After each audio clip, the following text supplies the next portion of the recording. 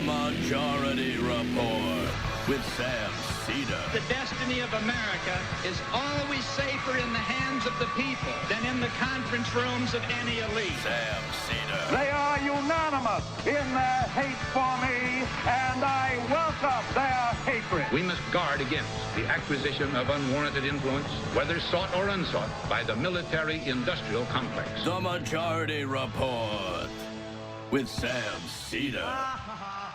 Ever get the feeling you've been cheated?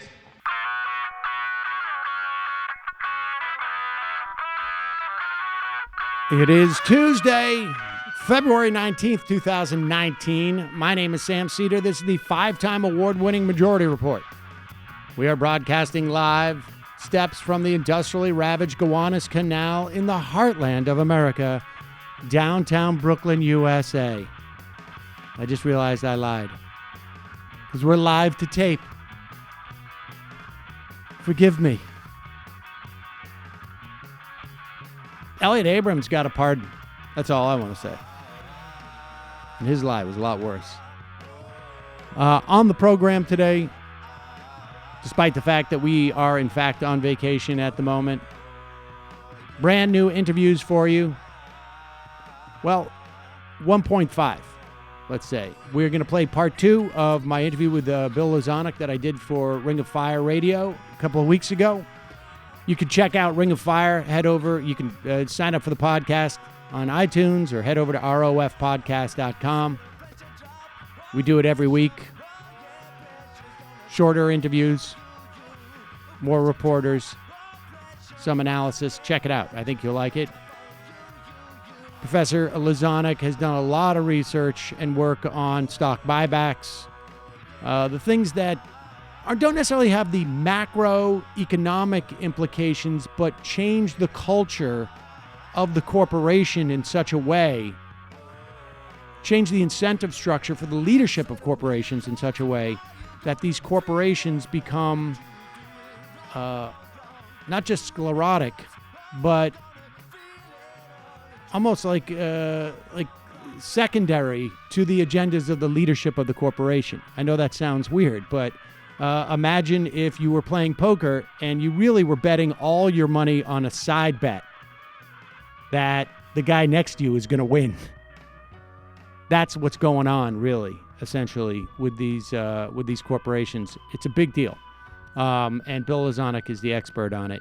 And then, after Lazonick, we'll be talking to Edward Balleisen. He is a professor of history and public policy at Duke University. He's written a book, Fraud, An American History from Barnum to Madoff. Fascinating look. I've always considered business basically to be fraud. Like that to me is always just like, we have a mismeasure of an asymmetry of knowledge about something, and that's how I'm going to make money. I know that's not exactly accurate, but I sort of feel like it is.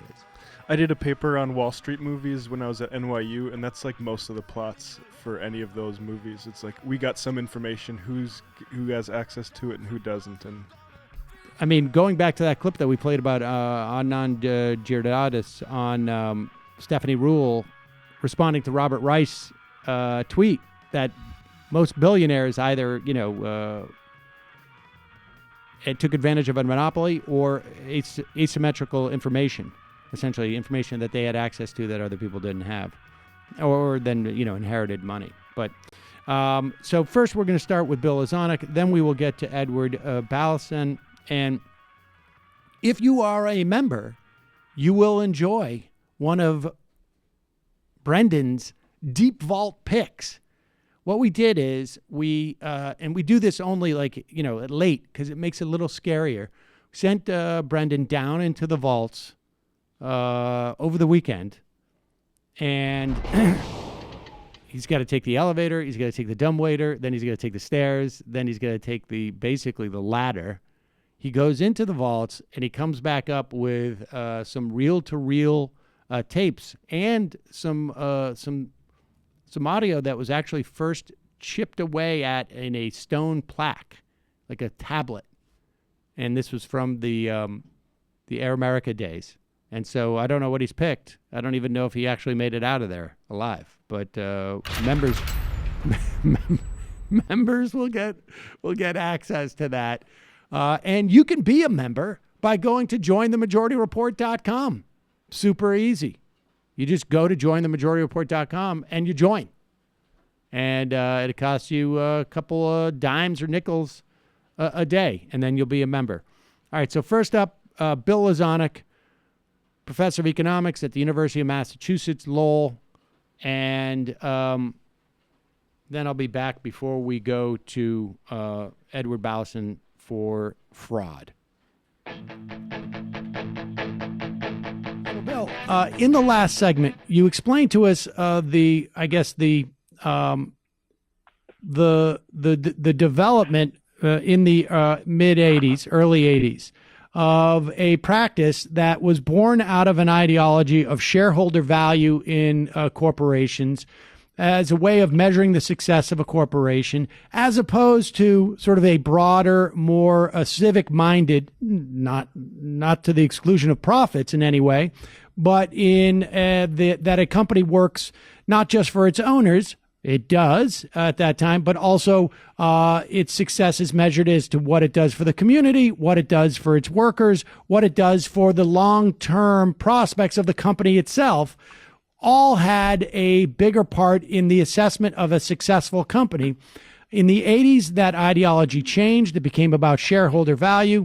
And one of the ways that manifested itself was the Reagan administration essentially relaxing the rules via the SEC on when a company could buy back its own stocks. You explained to us that in what that does, and more so than the idea of increasing dividends to shareholders, broadly speaking, because it has the potential of benefiting the leadership of the company, and they have such an ability to manipulate what the company does at any given point, it creates a uniquely perverse incentive that then makes the corporation that much less, I guess, functioning to the benefit of those other stakeholders. Is that basically it?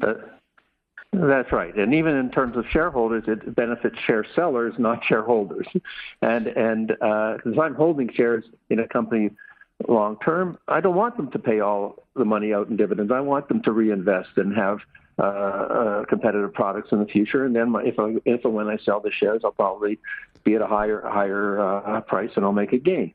Fair enough. Buybacks are really just moving the company on, and they're being done on top of dividends, so it's not instead of dividends, and to the point where back in the early 1980s, before the implementation of this Rule 10b-18, maybe 50% of the profits of large companies were being distributed in the form of dividends, a very, very tiny percentage in buybacks, to the point now where it's 94, 95. In the pharmaceutical industry, among large companies, it's almost 100% of their profits. We pay high drug prices, and they say they need high profits to invest more in R&D, and they spend virtually 100%. Many companies like Merck and Pfizer, 150% year after year of their profits go to buybacks and dividends. Wow. And so we don't need the buybacks. Okay, yeah. Well, okay, but we only have about 4 minutes left here. So Chuck Schumer, Bernie Sanders, a bit of an odd couple, perhaps. They've gotten together. They have come up with a proposal on how to limit stock buybacks, and that is to have a series of rather micromanaged conditions that would allow for a stock buybacks. What are the what's the problem with that proposal, as opposed to just simply returning to the regime essentially that we had in the early 80s?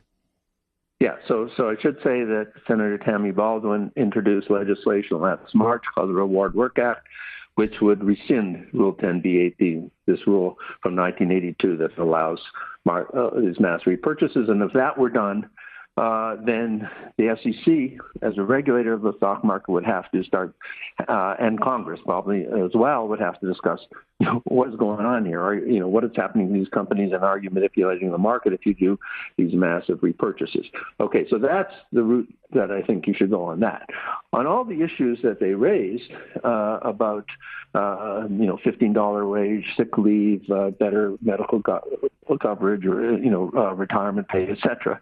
I agree with all that that's what companies should do, but let's just do it. We don't need to say, well, okay, if you do less buybacks, or if you do too much buybacks, or if you don't do those things, then we won't let you do buybacks. Let's just say you have to have minimal standards of living that a profitable corporation pays to its employees, and that's a starting point. And I think we should just fight for that in its own right. Now, it's hampered. Their willingness to do it is hampered by all these buybacks. So, but I think there's another argument that community buybacks, basically, they're hugely damaging, and I would say even immoral.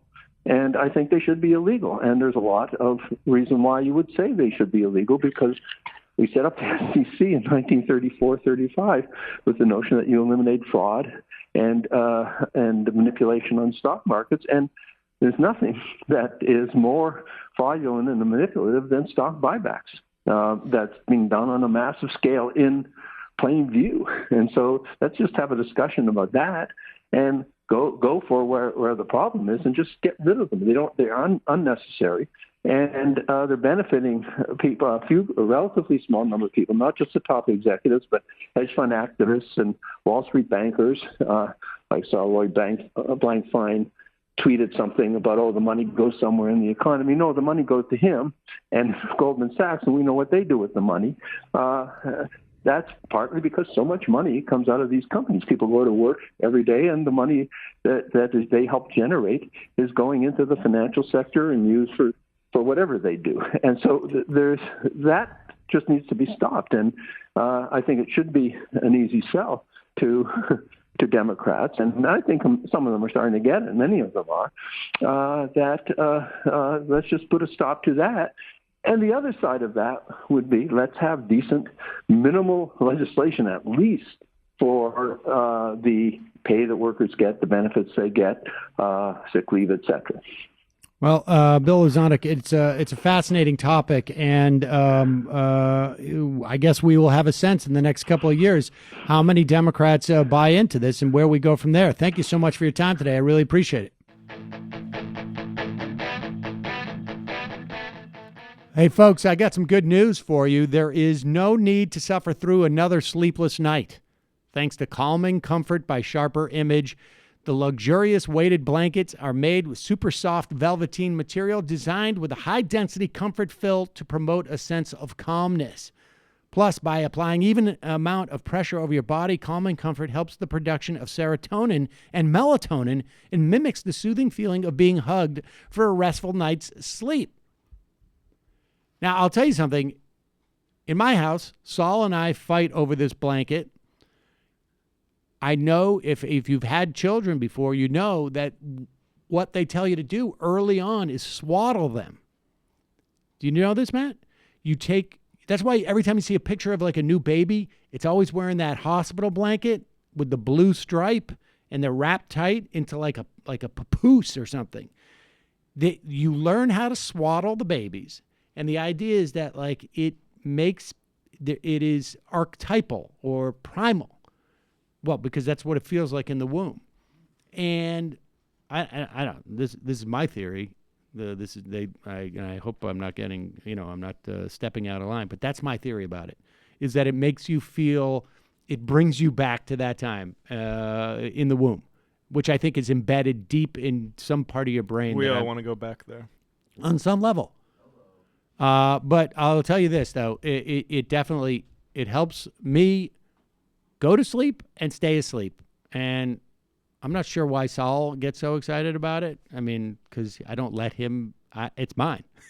He just comes in the morning and he's like, let me get under the blanket, please. Calming Comfort weighted blanket comes with a 90-day anxiety-free, stress-free, best night's sleep of your life guarantee from Sharper Image. And right now, our listeners can go to calmingcomfortblanket.com and use the promo code majority at checkout to receive $15 off the displayed price. Again, that's calmingcomfortblanket.com, promo code majority, because you can't put a price on a great night's sleep. calmingcomfortblanket.com, promo code majority.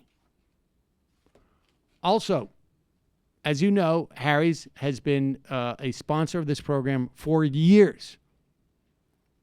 And when you see me, well, I guess like on days like today, although this is during vacation, so I probably have not shaved. But today, when I recorded it, I did. When you see me this way, there's two things you know. One, I've held my Harry's razor. Two, I'm probably going on television. That's it. I don't like to shave, but when I do, I always use Harry's. Harry's founders were tired of paying up for razors that were overpriced and overdesigned. They knew that a great shave doesn't come from gimmicks like vibrating heads, flex balls, or handles that look like spaceships. So they bought a world-class blade factory in Germany, started making razors that combine simple, clean design with quality, durable blades at a fair price. Harry's replacement cartridges are just $2 each. And all Harry's blades come with a 100% quality guarantee. It's no surprise they've received over 20,000 five-star reviews on Trustpilot and Google. Get a $13 trial set that comes with everything you need for a close, comfortable shave, weighted ergonomic handle, 5-blade razor with lubricating strip and trimmer blade. My favorite. Rich lathering shave gels and a travel blade cover. Listeners of my show can redeem their trial set at harrys.com/majority report. Make sure you go to harrys.com/majority report to redeem your offer and let them know I sent you to help support this show. Hey, your dog's health is as important as every other member of your family, and it starts with what you feed them. Ollie's offers vet-formulated recipes and fully transparent ingredients to give your dog the healthiest food possible. We're talking real, all-natural, that even people can eat. No preservatives and sourced from U.S. family farms. No wonder Ollie beat out store-bought dog food at a 10-to-1 on the palatability scale. Try for yourself. Just go to myollie.com. Answer a few questions about your dog. They'll ship you custom recipes and pre-proportioned meals straight to your door on a regular schedule. Shipping is free, and if your dog doesn't like the meals, they have a money-back guarantee. Kelly, I don't have a dog, but old Kelly, not old, you know what I mean, former Prior Kelly. She got it for her dog. What's her dog's name again? Oh my God, we both forgot. We both have blanked. Edie. Oh, and she said Edie loves it. And she said in the past when she switched dog foods that she had to sort of like combine them together to get Edie to sort of like accept the new dog food. Not this time. She loved it. Best of all, Ollie is offering our listeners 60% off your first box, plus a free bag of treats at myollie.com/try/majority. Are you clear on that? It's myollie.com/try, the words TRY/majority. This is the best deal they have made available anywhere. Go to myollie.com/try/majority for 60% off, plus a free bag of treats. All right, now we will get to the interview on the idea of fraud and American history from Barnum to Madoff with Edward Balleisen, a professor of history and public policy at Duke University.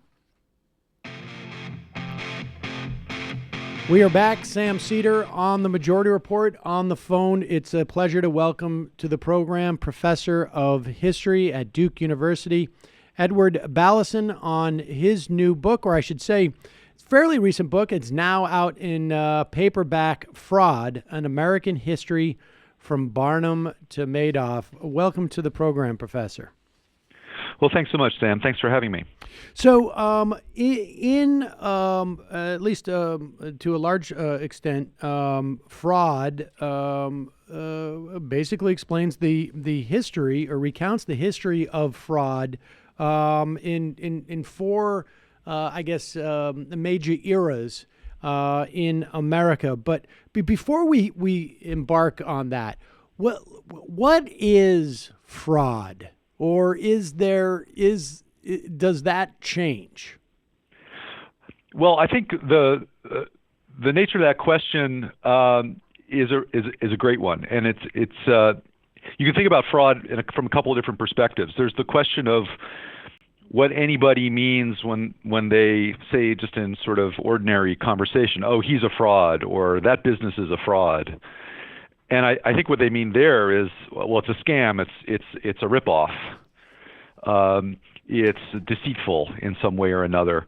But there's also another meaning that's more technical, which is the legal definition of fraud, which is much more complicated in any society. But in the United States, in an Anglo-American legal context, it has a whole bunch of different evidentiary thresholds that have to be met. The deceit has to be intentional. The victim has to rely on the deceit. There are a whole series of additional questions that have to be answered before you can, say, bring a criminal case against someone for fraud or a civil case to try and void a contract. And the particulars there do change over time, but this difference between what people might think of as the common meaning of fraud and the legal meaning of fraud, that's an enduring question or difference. And to what extent does is our legal definition, the American legal definition, to what extent is that different from other societies? I mean, because just in the concept of deceit, right? Like what we're talking about is some type of asymmetry of information. And that's right. It occurs to me that, that's almost like just like the definition of business on some level too, right? Like, I mean, I'm a little bit jaded in that respect. But that,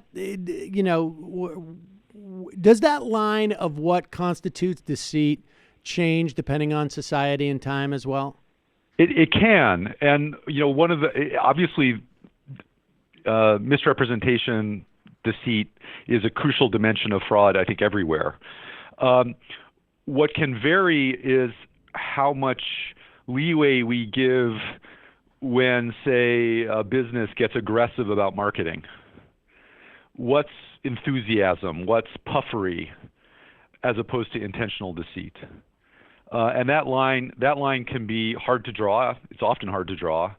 I would say in the American context, we perhaps have maybe more often given leeway to entrepreneurs, to innovators, relative to other societies. Okay, well, that's not terribly surprising to me that's where we would fall relative to I guess some other societies. But let's talk about the history of fraud to a certain extent, and what we're actually talking about is almost less a history of fraud, I guess, and more a history of anti-fraud measures and like where we draw that line. Is that right? That's exactly right. Fraud is always with us. There's no society that I know of that doesn't have it. People lie. Businesses lie.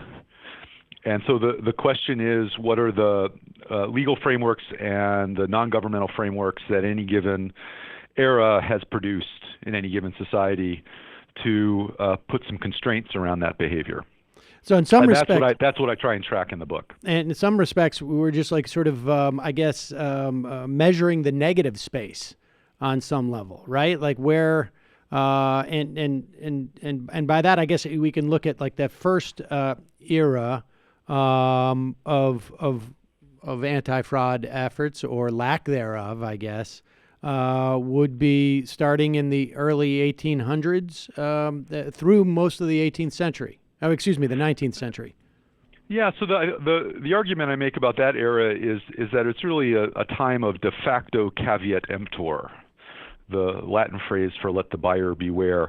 There were prohibitions against deceitful behavior on the books. There were statutes.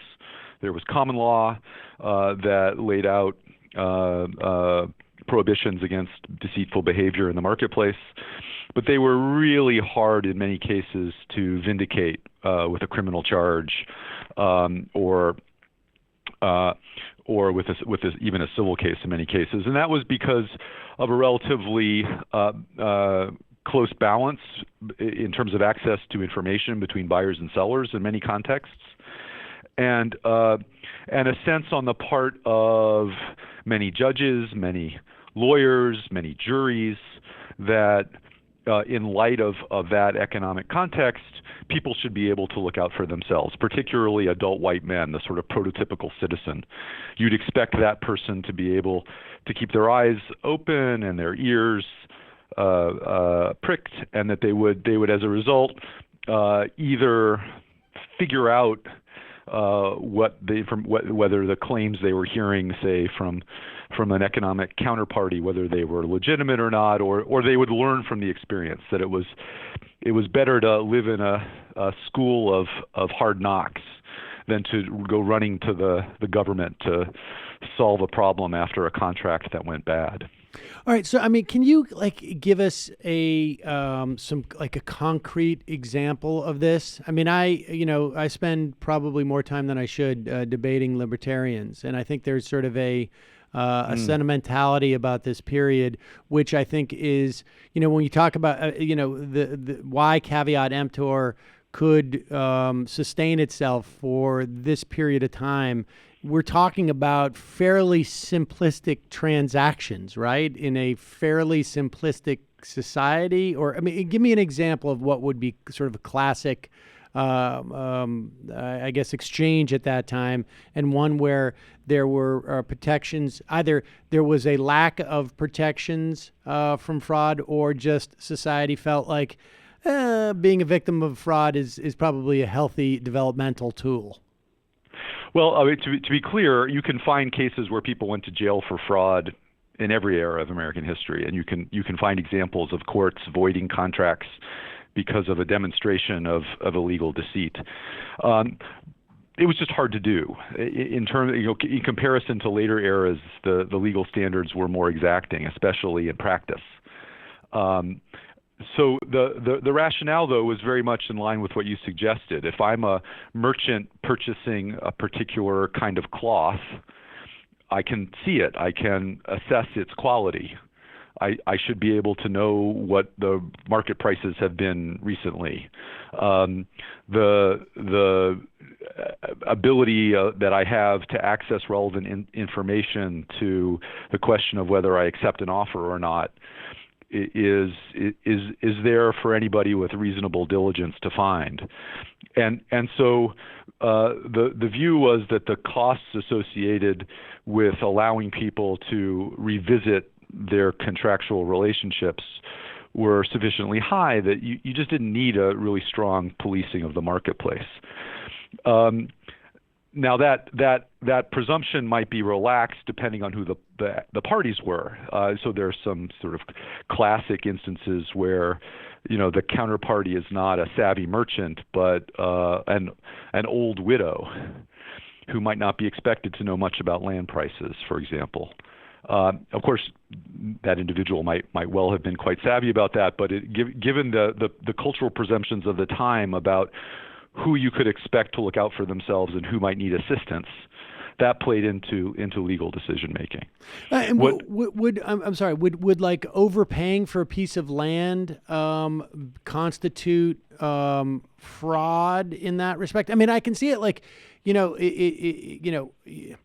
if I sold you a horse that I had the ability to know that had cancer and was going to die in a week, right? But that type of technology didn't necessarily exist in the way that, like, today I could sell you a car that I know, like, is just been, was submerged underwater for a year or two because of a flood or something. Like, I mean, that it has to do with sort of like a knowledge of either past or future performance of a product, which when you're buying a shirt, you have a pretty good sense of it, as opposed to, like some type of mechanical device, I guess. That's right, and there are some examples where one side to a transaction knew about, say, the disease that was beginning to afflict a livestock that the seller had, and kept that from the buyer, where the buyer is able to say, look, there was no way that I could have plausibly found this out, and the other person knew and kept it for me. And so there are cases where you can meet these very difficult thresholds for a legal demonstration of fraud, even in the early 19th century. What begins to shift the legal definitions, though, and also the institutional mechanisms for policing fraud, is the emergence of more markets where they're just structural differences in access to information. Really nice example is the fertilizer market. In the 1840s, 1850s, enterprising merchants start marketing guano, bird droppings, as a fertilizer, and it works incredibly well in many agricultural contexts. And so there's huge demand for this product throughout rural America. But at the same time, almost immediately, you start getting people marketing basically fake guano. And there's no way for farmers to tell. There's no way to know that this product that they're buying isn't actually the real deal. And so you start getting a drumbeat of political support from rural Americans for the state to step in and do something about this problem. And as it happens, there's a group of experts who comes forward and says, we have a solution for you. The group of early chemists who've been trained in Europe and who come to the United States and say, we can do chemical tests on fertilizer and tell you whether it has the components of nitrogen and other key elements that would make it effective on fields and farms. And so what emerges is as a regulatory structure. The state legislatures start passing laws which mandate the creation of an office of official chemist in state governments across the United States that will be charged with actually doing inspections and analyses and then publishing results, and also monitoring fertilizer bags and fining or bringing other kinds of legal action against firms that are selling spurious fertilizer to the public. Now, why? Again, I'm like, I've got my libertarian, my inner libertarian. I'm going to express, like, why couldn't there be private agencies that would hire these chemicals? Like, why did that not develop that way? Well, and you can see examples of that. You can also see some manufacturers trying to develop brands that would have reputation behind them. You can't trust everyone out there in the fertilizer market, but you can trust us. The problem is that those brands are also potentially subject to counterfeiting. So not only that, but some companies could develop a brand and then trade against it. So they could proclaim that they had wonderful results, but it would be very hard to know. Keep in mind that it's hard to connect the fertilizer that let's say you put fake fertilizer down on your farm plot, and then it turns out that you don't have a great yield. Many other things may have happened that year, including bad weather, and so being able to actually demonstrate this fact without testing is difficult. Now, there could have been private testing mechanisms as well, but their reputation had to have some basis as well. And in the view of the majority of the farm population, the only way to solve this problem was to rely actually on the state.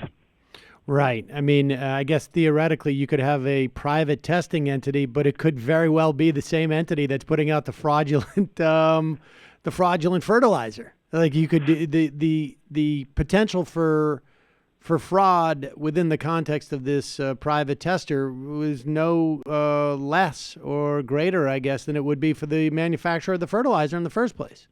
That's exactly right. That's exactly right. In fact, one of the things that emerged very powerfully in the 19th century as a private mechanism of protecting people against imposition of one kind or another was a robust anti-fraud discourse in newspapers and trade magazines, trade journals, newsletters, in which you had essentially a fraud beat. You'd have newspaper journalists who would be covering this in New York or Philadelphia, and you had in many trade journals you had actual sections devoted to frauds and humbugs, which involved not just coverage from journalists but also printing of letters from readers about what was going on in their particular part of the marketplace. Circulation of warnings and either about specific frauds or more general things to be alarmed about or to be on the lookout for. So there are very important non-governmental responses to fraud as a problem. Here again, though, there's a constant interplay between any attempt to protect people from deceit and also providing insights to those who would deceive. Right. So there are plenty of books in the 19th century that warn people about what they should be on the lookout for. But that's also a how-to manual. Right. For anyone who wants to actually be effectively deceitful. Right. Okay, and so then we move into another era, which comes in the wake of the Great Depression. Yeah, so a little bit before that, just say a quick couple of words about the late 19th and early 20th century. You have a growing set of institutional responses to deceit in specific markets that begins to really harm the economic interests of establishment companies. So you see this in mail order in the late 19th century. There's just rampant fraud in mail order commerce. And partly the response there is the creation of mail fraud as a new offense, a new criminal offense, and the creation of a structure within the federal government through the post office to combat mail fraud with postal inspectors and actually mechanisms to take away people's access to the mail, a fraud order. So you see developments like that. What happens by the let me just I just want to put a flag there too, because that is another or a really explicit example of the government essentially allowing this market to exist, right? That were it not for the government basically interceding and saying we're going to bring our authority to this market, it was one that couldn't develop without that. I mean, I feel like we had something not too dissimilar at one point in the past 20 years or so with online purchases and whatnot. This idea of like there's recourse here. That's very true, and it's true on two levels. First, there's providing the infrastructure in the first place, so the roads and other structures, postal railroads, service, right? And the postal service on top of it that makes sending goods through the mail plausible. And frankly, there was also a rate structure that involved a degree of subsidization that made it cheaper to send things through the mail. That also helped to get the business off the ground. But then once you had an incipient new form of commerce emerging, the problems of confidence around being able to actually trust any business that was operating literally hundreds of miles away, so new kinds of information problems, That was another problem for the government to tackle, one that it did through these postal regulations.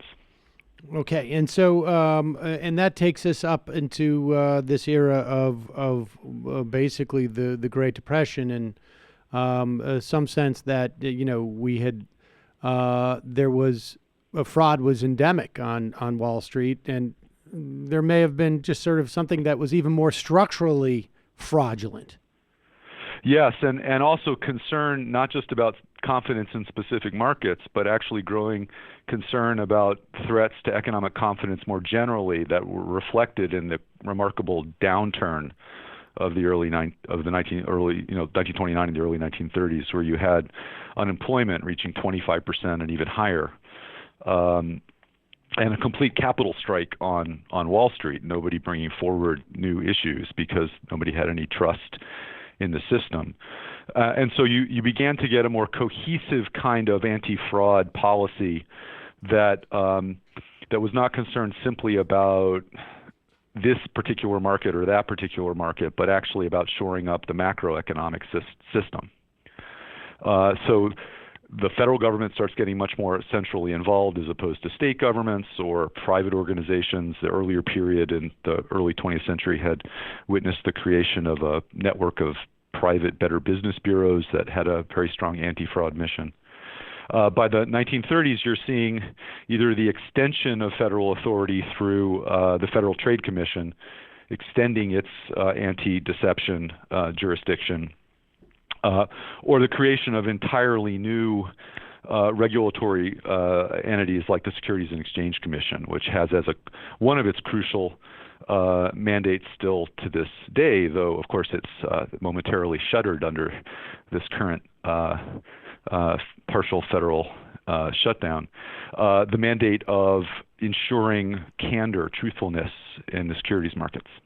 And to where was the impetus? Where did the impetus for this come from? Was it specifically from consumers? Was it specifically from I guess the business class? Was it just more broadly? Was it business class on behalf of the consumers? I mean, where was the biggest pushes for this from I guess a political perspective?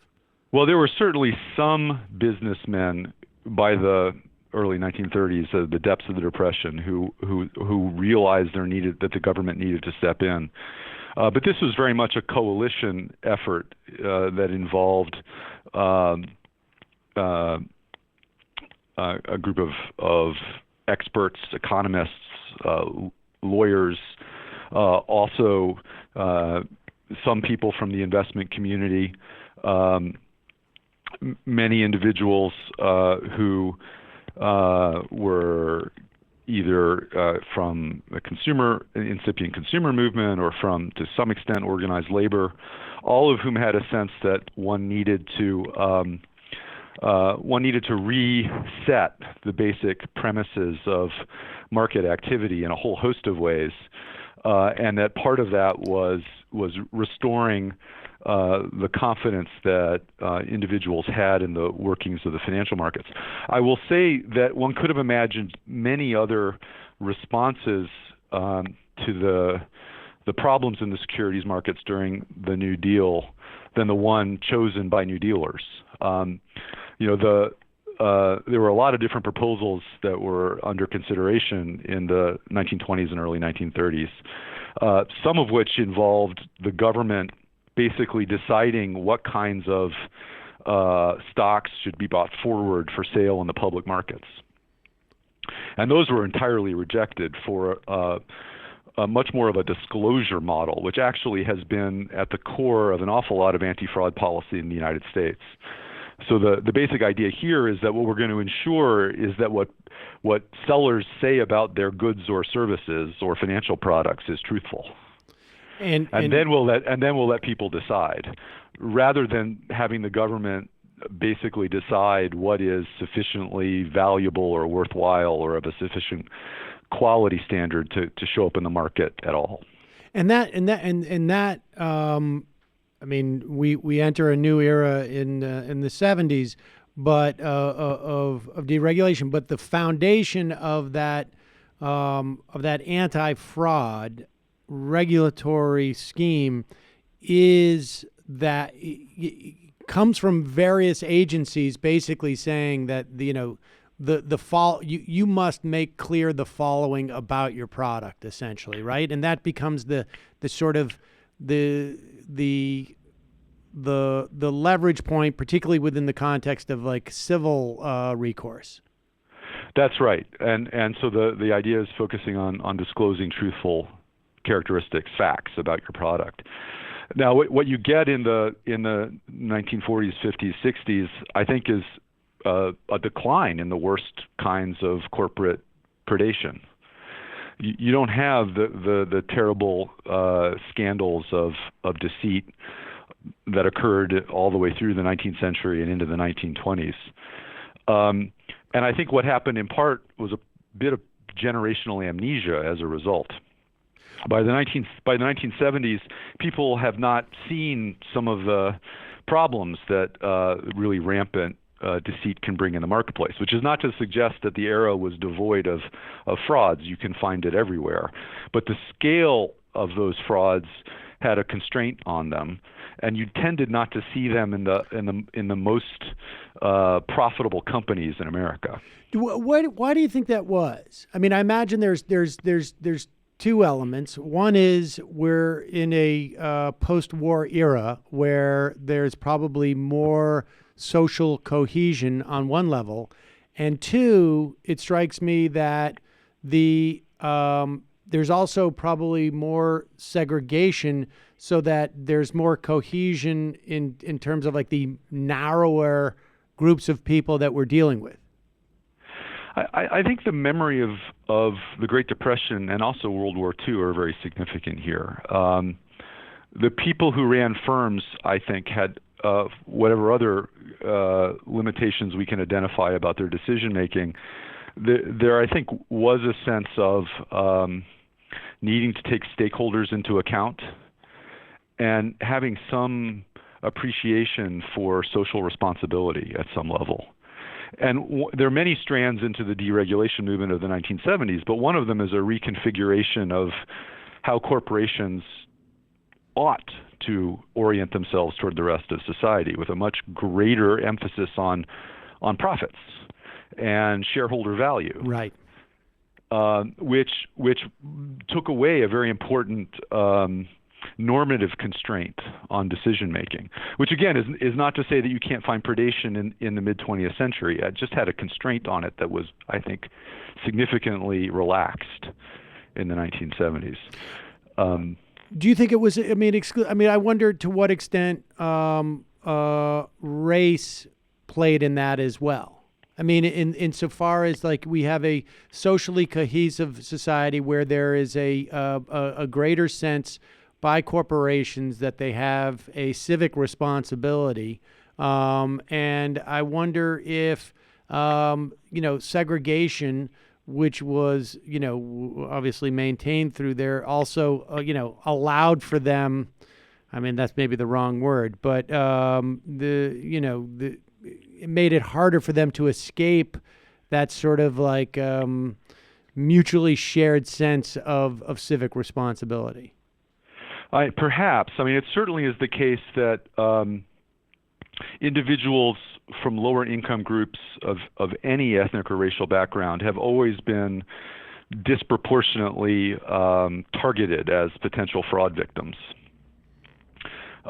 in part because of the difficulty they have in effectively relying on mechanisms of legal redress, right? So if you're poor, you don't have a ready way to go to court. You may not have the social capital to know how to do it. You certainly can't afford more expensive legal representation. So that's been a hardy perennial in American history, I would say. And you don't have the political power either, I would imagine, for there to be implications to hold any of these people to account, in addition to the sort of the more mechanical aspects of accessing the legal system. Yes. So it's only in the 1960s with the emergence of the civil rights movement that you begin to see policymakers really focusing on this problem. So even though at a macroeconomic level, I would say that we have evidence that the worst kinds of the largest or grandest kinds of fraud scandals actually became tamped down in the mid-20th century. This did not at all mean that the kind of smaller scale consumer fraud against less advantaged communities disappeared. Hardly. Very much was still a reality. Again, because it just the idea that this is sort of can be self-correcting, I think, in each era is disproved in a different way in some ways, right? Like it's just reputations of firms. There's just not enough information and enough power for this to be self-regulating. Well, and we've seen, I think, a very powerful demonstration of that in the era of deregulation. So since the mid-1970s, one has seen relaxation of anti-fraud policies across a number of fronts. In some cases, not moving quickly to regulate in new areas like on the internet and online commerce. In other cases, declines in budgets for anti-fraud agencies like the Federal Trade Commission or the Securities and Exchange Commission. In other cases, the appointment of leaders to those agencies who have less concern about confidence in the marketplace than they do about facilitating opportunities for entrepreneurs to bring forward new products with aggressive marketing. And the result has been, the growth of really massive fraud scandals that run into the billions, tens of billions, and that have involved some of the biggest corporations on the planet.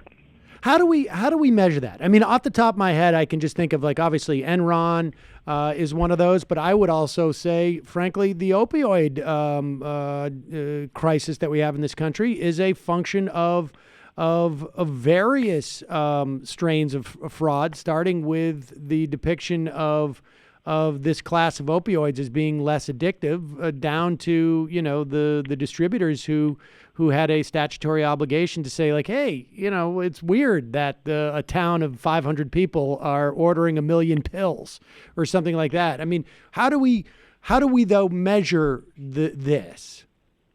Well, I think in the way that you have just put your finger on another context, you can think about banks like Wells Fargo creating fake accounts, right, and engaging in transactions that never received any okay from customers. You can look at Volkswagen and what it did with emissions testing.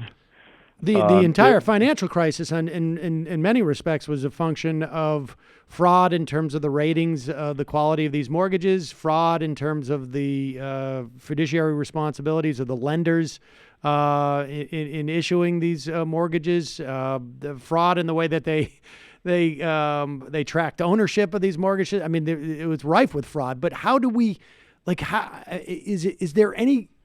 Has there been an index to compare this to other eras? And it's not easy, right? Because one of the things about financial fraud is that it is not something that we have a census of, right? And we never can be certain that we've uncovered everything that's happened. So can we know for certain that there were that there weren't important frauds in the 1950s that just did not come to light because of a stronger economy? That's not entirely impossible as a just sort of my sense is though that the worst kinds of depredations tend to come out eventually, and the other dynamic that has become much easier since the 1970s, 1980s has been the ability of managers to take advantage of their inside information in a variety of ways to wrest value out of companies. and sometimes that's been predicated on deceitful kinds of tactics. So what seems to me distinctive about the last 40 years is the degree to which these types of problems and scandals have cropped up at so many large-scale corporations, with the harms measured into the billions or tens of billions. You just don't see that in the mid-20th century in the United States. Is that a function of like other trends too in the concentration? Like we now, the 70s also marked the beginning of not only of this sort of shareholder value, but a change in the way that we perceive antitrust. And so when the frauds are committed, they're committed by ever increasingly larger entities. I think that is very much a possibility, as is the significance of a globalized market.